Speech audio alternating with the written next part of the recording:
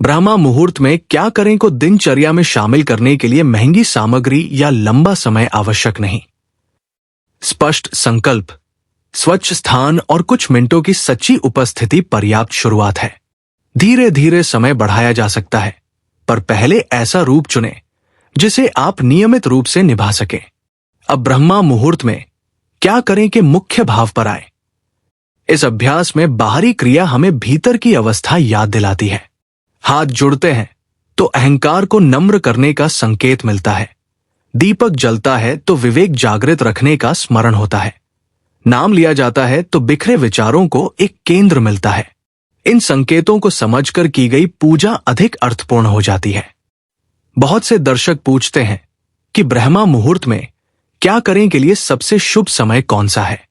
परंपरागत समय उपयोगी संकेत देता है, लेकिन आपकी वास्तविक दिनचर्या भी महत्वपूर्ण है। ऐसा समय चुनें जब मन अपेक्षाकृत शांत हो और बाधा कम हो। नियत समय संभव न हो तो श्रद्धा छोड़ने के बजाय समय बदलें। सूर्योदय, संध्या या सोने से पहले का शांत क्षण कई लोगों के लिए सहज रहता है। ब्रह्मा मुहूर्त में क्या करें से जुड़ी सबसे सामान्य भूल है कि हम विधि को इतनी कठिन बना देते हैं कि शुरुआत ही नहीं कर पाते। सामग्री जुटाने, वीडियो बदलने और सही संख्या खोजने में समय निकल जाता है। इसके बजाय आज उपलब्ध साधनों से आरंभ करें। एक दीप, एक नाम, एक श्लोक या एक प्रार्थना, इनमें से जो संभव हो वही आपकी सच्ची शुरुआत है। इस साधना में इच्छा रखना गलत नहीं, लेकिन प्रार्थना को केवल मांग तक सीमित न करें। पहले धन्यवाद, फिर आत्म परीक्षण, उसके बाद आवश्यकता और अंत में सबके मंगल की भावना रखें। ऐसा क्रम मन को अभाव से निकालकर विश्वास में लाता है। ब्रह्मा मुहूर्त में क्या करें का वास्तविक प्रभाव तभी गहरा होता है जब हम प्राप्त आशीर्वादों को पहचानना भी सीखते हैं। भोग बहुत बड़ा होना आवश्यक नहीं। स्वच्छ जल, फल, दूध, गुड़, घर का सात्विक भोजन या केवल भाव से अर्पित तुलसी पत्र भी पर्याप्त हो सकता है, जहां परंपरा अनुमति देती हो। पहले भोजन भगवान को अर्पित करने का अर्थ है अपने अधिकार बोध को नम्र करना। कुछ क्षण प्रतीक्षा के बाद वही भोग प्रसाद बनकर परिवार में बांटें। प्रसाद कम हो तो छोटा हिस्सा दें, लेकिन सम्मान से दें। उसे सामान्य वस्तु की तरह फेंकना या व्यर्थ करना उचित नहीं। जब करते समय माला का उपयोग करें तो उसे सम्मान से रखें। सामान्यतः तर्जनी से माला न फेरने की परंपरा बताई जाती है। अंगूठे और मध्यमा से मन के आगे बढ़ाए जाते हैं। मेरु मनके पर पहुंचकर माला पलट दी जाती है, उसे पार नहीं किया जाता। परंतु जो व्यक्ति पहली बार शुरू कर रहा है वो इन नियमों के भय से जप न छोड़े। पहले नाम से संबंध बने, फिर धीरे धीरे विधि सीखें। नाम का उच्चारण स्पष्ट, मध्यम या मानसिक, तीनों प्रकार से किया जा सकता है। भक्ति में नियमितता मात्रा से अधिक प्रभावशाली होती है। एक दिन बहुत लंबी पूजा और फिर कई दिनों तक कुछ नहीं करने के बजाय प्रतिदिन थोड़ी देर निश्चित समय पर बैठना बेहतर है। मन आदतों से बनता है। जब एक ही स्थान, एक ही समय और एक ही संकेत, जैसे दीपक, घंटी या नाम स्मरण, बार बार दोहराया जाता है तो धीरे धीरे मन स्वयं शांत होने लगता है। शुरुआत छोटी रखें पर निभाएं। यही छोटा संकल्प आगे चलकर गहरी साधना का आधार बनता है। कई लोग परिणाम की जल्दी में संख्या, दिन और नियमों में उलझ जाते हैं। संख्या अनुशासन देती है, पर उसका अहंकार न बनाए। आपने कितनी माला की, कितने व्रत रखे या कितने तीर्थ किए, ये व्यक्तिगत साधना है, प्रतियोगिता नहीं। वास्तविक प्रगति का माप यह है कि कठिन परिस्थिति में आपका विश्वास कितना स्थिर रहा, आपने कमजोर व्यक्ति के साथ कैसा व्यवहार किया और सुविधा न होने पर भी क्या ईश्वर का स्मरण बना रहा। इस विषय को चमत्कार पाने की मशीन न बनाएं। पूजा, व्रत, जप या तीर्थ का उद्देश्य केवल मनचाही वस्तु प्राप्त करना नहीं है। इनका गहरा उद्देश्य हमारी दृष्टि को बदलना है। अहंकार थोड़ा कम हो, क्रोध पर नियंत्रण बढ़े, वाणी मधुर हो, परिवार के प्रति जिम्मेदारी जागे और दूसरों के दुख को समझने की क्षमता विकसित हो। साधना के बाद व्यवहार न बदले तो हमें बाहरी विधि के साथ अपने भीतर भी देखने की आवश्यकता है। शुद्धता का अर्थ केवल स्नान और वस्त्र नहीं है। मन में ईर्ष्या, कटुता और छल रखते हुए केवल बाहरी स्वच्छता पर्याप्त नहीं। साधना से पहले संभव हो तो किसी से हुई अनबन को याद कर मन में क्षमा मांगे। स्वयं को भी क्षमा करें। फिर भगवान के सामने बैठें। मन पूरी तरह शांत न भी हो तो चिंता न करें। अशांत मन को लेकर भगवान के पास जाना ही तो भक्ति है। शांत होने के बाद ही उनके पास जाना आवश्यक नहीं। हर परंपरा के पीछे एक ही कारण हो, यह आवश्यक नहीं। समय, क्षेत्र, संप्रदाय और परिवार के अनुसार अर्थ बदल सकते हैं। इसलिए यही एकमात्र सत्य है। जैसे वाक्य सावधानी से बोलें। विश्वसनीय जानकारी देते समय कहें कि अनेक परंपराओं में ऐसा माना जाता है, जबकि कुछ स्थानों पर अलग रीति है। ये भाषा श्रद्धा को कमजोर नहीं करती, वो विविधता का सम्मान करती है। सबसे पहले एक बात मन में बैठा लें, भगवान बाहरी प्रदर्शन से अधिक भीतर की सच्चाई देखते हैं। स्वच्छ स्थान, शुद्ध सामग्री और सही उच्चारण उपयोगी है, लेकिन इनके कारण भय पैदा नहीं होना चाहिए। किसी दिन सामग्री कम हो, समय कम हो या उच्चारण पूर्ण न हो, तब भी विनम्रता से किया गया स्मरण व्यर्थ नहीं जाता। इसलिए शुरुआत अपराध बोध से नहीं, कृतज्ञता से करें।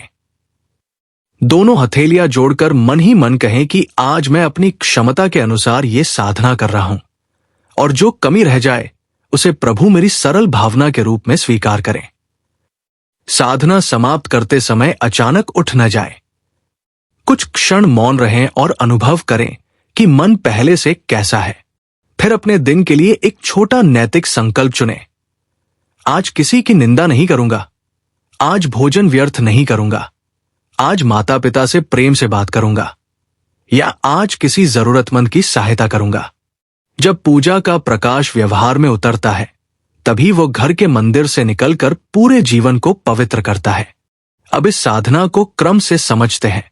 स्थान को व्यवस्थित करें, आसन बिछाएं और पूर्व या उत्तर की ओर सहज होकर बैठें। दिशा से अधिक आवश्यक है कि शरीर स्थिर और आरामदायक हो। सामने दीपक या केवल एक स्वच्छ पुष्प रख सकते हैं। जल से आचमन की परंपरा जानते हो तो करें, अन्यथा हाथ जोड़कर आंतरिक शुद्धि का संकल्प लें। अपने इष्ट का ध्यान करें, 3 बार नाम लें और फिर आज की मुख्य साधना प्रारंभ करें। जल्दबाजी न करें, हर क्रिया का अर्थ मन में महसूस करें। किसी धार्मिक वस्तु को डर का साधन न बनाएं। यह कहना कि एक छोटी भूल से तुरंत अनिष्ट हो जाएगा, भक्त को ईश्वर से प्रेम के बजाय भय में बांध सकता है। नियम अनुशासन और सम्मान के लिए है। भूल हो जाए तो क्षमा प्रार्थना करें, संभव हो तो सुधारें और आगे बढ़ें। भगवान को दंड देने के लिए प्रतीक्षा करता निरीक्षक नहीं।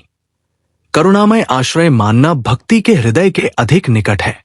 जहां स्वास्थ्य से जुड़ा प्रश्न हो, वहां विवेक सर्वोपरि है। उपवास, लंबे समय तक बैठना, ऊंची आवाज में लगातार गायन या धूप से एलर्जी जैसी स्थितियों में शरीर की क्षमता समझें। गर्भवती महिलाएं, बुजुर्ग, बच्चे और दवा लेने वाले लोग कठोर नियम अपनाने से पहले चिकित्सकीय सलाह लें। धर्म करुणा सिखाता है, शरीर को नुकसान पहुंचाना भक्ति नहीं। संकल्प को भोजन त्याग के बजाय सात्विक भोजन, संयमित वाणी या सेवा से भी निभाया जा सकता है। धार्मिक प्रतीकों को समझते समय 2 स्तर ध्यान में रखें। पहला परंपरागत अर्थ, जो ग्रंथों, आचार्यों और परिवार की स्मृति से आता है। दूसरा मनोवैज्ञानिक और सामाजिक अर्थ, जो हमें अनुशासन, एकाग्रता, कृतज्ञता और समुदाय से जोड़ता है। दोनों स्तरों को विरोधी बनाने की आवश्यकता नहीं। किसी प्रतीक की वैज्ञानिकता सिद्ध करने के लिए बढ़ा चढ़ाकर दावे करने के बजाय उसके प्रमाणित धार्मिक और व्यावहारिक अर्थ को ईमानदारी से समझना बेहतर है। दीपक जलाते समय अग्नि सुरक्षा का विशेष ध्यान रखें। पर्दे, कागज, बच्चों और पालतू पशुओं से दूरी रखें। घर से बाहर जाते समय जलता दीपक अकेला न छोड़ें। घी या तेल का चुनाव परिवार की परंपरा और सुविधा के अनुसार हो सकता है। लौ की दिशा पर विवाद करने से अधिक आवश्यक है कि दीपक सुरक्षित, स्वच्छ और श्रद्धापूर्वक रखा जाए।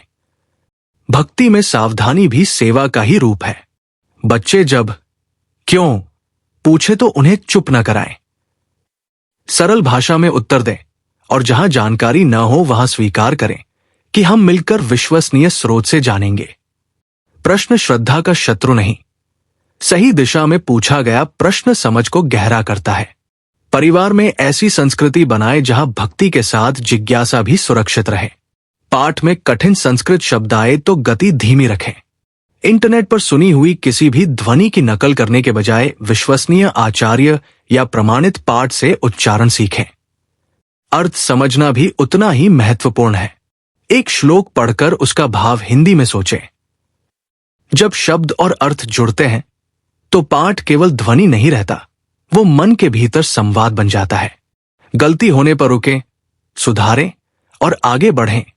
भय से पाठ बंद न करें। अब एक व्यावहारिक नियम समझिए। पूजा से पहले मोबाइल को मौन कर दें, आवश्यक सामग्री पास रख लें और जल्दी खत्म करने की चिंता छोड़ दें। 3 गहरी सांस लें। सांस भीतर जाए तो मन में ईश्वर का नाम, सांस बाहर आए तो तनाव को छोड़ने का भाव रखें। यह कोई जटिल योग नहीं, बल्कि मन को वर्तमान क्षण में लाने का सरल तरीका है। इसके बाद किया गया जप, पाठ या आरती अधिक एकाग्र अनुभव होती है। घर के सभी सदस्यों की दिनचर्या एक जैसी नहीं होती, इसलिए किसी पर पूजा थोपना भक्ति नहीं है। बच्चों को कहानी, संगीत और प्रसाद के माध्यम से जोड़े। बुजुर्गों की सुविधा का ध्यान रखें। कामकाजी सदस्य के लिए छोटा अभ्यास चुनें। भक्ति का वातावरण प्रेम से बनता है, तुलना से नहीं। जो व्यक्ति आज केवल 1 मिनट नाम ले पा रहा है, वही कल 10 मिनट बैठ सकता है। उसका पहला कदम सम्मान के योग्य है। आज की साधना के बाद कुछ क्षण उन लोगों के लिए प्रार्थना करें जिन्हें आप जानते भी नहीं। बीमार, अकेले, चिंतित या संघर्ष कर रहे लोग। जब प्रार्थना केवल मैं से निकलकर हम तक पहुंचती है, तभी उसका हृदय विस्तृत होता है। यही विस्तार भक्ति को निजी इच्छा से लोक मंगल की भावना में बदल देता है। तो आज ब्रह्मा मुहूर्त में क्या करें कि इस भक्तिमय विषय से हम यही सीखते हैं कि श्रद्धा को सरल, नियमित और करुणामय बनाना सबसे बड़ा उपाय है। वीडियो ने आपके मन को शांति दी हो तो जय श्री राम, हर हर महादेव, राधे राधे या अपने इष्ट का नाम प्रेम से लिखें। चैनल हिंदू भक्ति को सब्सक्राइब करें, क्योंकि यहां हमारा उद्देश्य भय नहीं, विश्वास, दिखावा नहीं, भाव और केवल जानकारी नहीं, जीवन में उतरने वाली भक्ति साझा करना है।